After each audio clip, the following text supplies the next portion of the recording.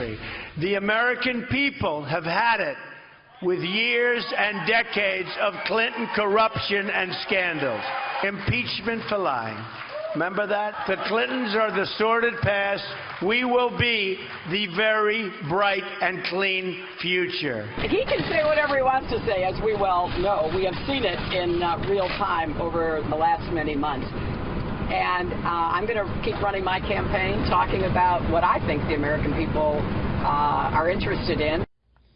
Hillary Clinton and Donald Trump today, as we get a look at this race, the average, the special report average of the recent 5 polls that we trust.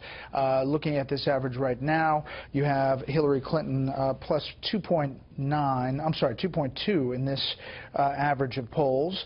If you look at the places they were today, Hillary Clinton and Donald Trump. First of all, in Iowa, there you see Donald Trump up 5 points in this 4-way race with the Libertarian and the Green Party candidates. And in New Hampshire, you see Clinton up 5.4. That's the state of this race at this moment. Let's bring in our panel. Jonah Goldberg, senior editor at National Review. Lisa Booth, columnist with the Washington Examiner. Zeke Miller, political reporter for Time. And syndicated columnist Charles Krauthammer. Okay, Jonah, state of the race. I think the state of the race is that Hillary has a very narrow lead, and the polls are very tight, and you go look state by state, they're very tight. I think that coming out of the debate, which I thought Trump lost narrowly, technically, not very consequentially, the post-debate spin war, he has been losing by epic proportions. 3 days in, he's still arguing about whether he called Miss Universe fat. It is a very weird lack of discipline and message control coming out. Why is that? What happens there, do you think, Lisa? I don't understand. I mean, he absolutely took the bait with Hillary Clinton. They had an ad cut and ready to go. And when you're not doing so great with women and also Hispanics, why are you attacking an Hispanic woman? It's certainly not going to help his case. And we saw Donald Trump actually start doing much better in the polls after the conventions when he finally stuck to the issues, when he finally started giving some of these more substantive, nuanced speeches about the issues that Americans actually care about. So it's puzzling why he would sort of go back to what we saw with the cons. In this unnecessary war that he's now waging. However, it's very puzzling. On the stump, he didn't today. He talked a lot about the email investigation and Comey's which is what he should be talking about, absolutely. And the economy and the Clinton problems of the past. So it seems like in interviews he gets drawn out and he answers fully and completely. But I think that demonstrates sort of the lack of discipline, which is what Jonah had mentioned. And that is a problem for Donald Trump because he does do well when he commands the narrative, when he is in charge of the narrative, when he's driving the narrative. And that is how he puts Hillary Clinton on her heels. I mean, he was able to do that most recently leading up to the debate. So that's where he needs to keep his focus of, staying that message disciplined so that he can keep Hillary Clinton on her heels and he can talk about issues that Americans actually care about. Zeke. I mean, Donald Trump is somebody who's made his entire career about winning. And here he was at the debate night and sort of widely panned performance, probably lost on points, I think, to Jonah's point. Like, it wasn't a blowout, but he lost. And so now 80+ million people, largest debate audience in history, saw him lose. If you looked at the first 30 minutes and you were a Trump supporter, you were probably pretty happy. Yeah, he won those first 30, but then... But it was a 90-minute debate. He took the bait, and for him, and he had to make peace with that. And we saw him sort of struggle to see make excuses about the microphone, the bum microphone. He praised Lester Holt in the spin room, first candidate to go in the spin room that we can remember at least.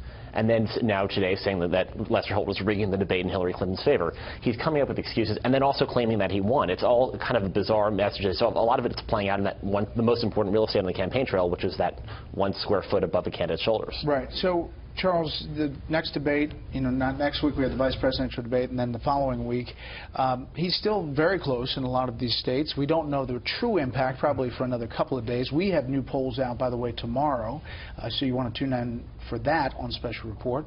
Your thoughts? I don't understand why everybody is surprised of his lack of discipline. I mean, he's been out there for 15 months. He's completely undisciplined. Yes, for about a month he has been led around, shackled, handcuffed by a staff, made to read from the teleprompter. But the minute you let him loose, meaning on the debate stage where there is no prompter, and then immediately after he's reacting, what emerges is his central weakness. vanity. Okay, so we have seen this all along. It doesn't affect his base supporters, but when he's trying to reach out to independents and people who haven't decided, and we should point out there are not that many of them, that's the issue you're saying. Well, I don't know whether his strategy was to go after target audiences. I suspect that that's what his staff was hoping. Trump's strategy is to express himself. He did extremely well in doing that in the primaries. He came out of nowhere. He won. There weren't a lot of people who thought he could.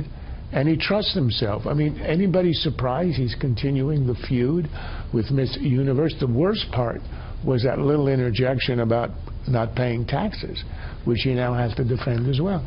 Because this is a man who, when he's personally attacked, has to reflexively respond to defend his self-image.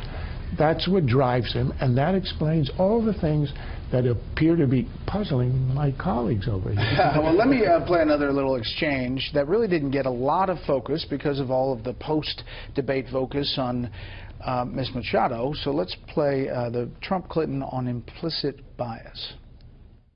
I think implicit bias is a problem for everyone, not just police. I think, unfortunately, too many of us in our great country jump to conclusions about each other. She accuses the entire country, including all of law enforcement, of implicit bias, essentially suggesting that everyone, including our police, are basically racist and prejudiced. How can she lead this country when she thinks America is full of racists, deplorables, and irredeemables? We should point out that was Trump today at his event, but the implicit bias, Jonah. Yeah, I think in a normal race, this would be a real vulnerability for Hillary Clinton. It's sort of warmed over cultural Marxist hogwash. I'm sure it plays well to the Democratic base.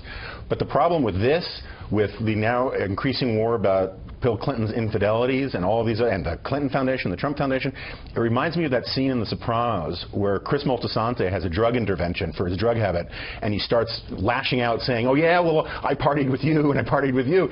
These guys are so such mirror images of almost all of these charges. This is the guy who said a Mexican judge couldn't be fair because he was Mexican, and he wasn't even Mexican. These kinds of things, it's very hard to score them because they're such tattered brands and tattered candidates. So what about this issue about bringing up the Clintons' past and Monica Lewinsky and the possibility that that's going to happen at this next debate as we take this, if it happens, down to a different level of this election?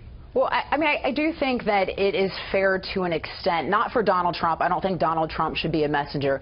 But to bring it up, I think is fair to an extent, because Hillary Clinton can't stay there and say that every victim deserves to be heard, deserves to be believed. But then we know it's been widely reported that she went after these women, that she dragged their names through the mud.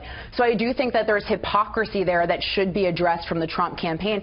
But I don't think that Donald Trump should be the messenger, because I think that diminishes him and his candidacy. And Rush Limbaugh talked extensively about that point all day today.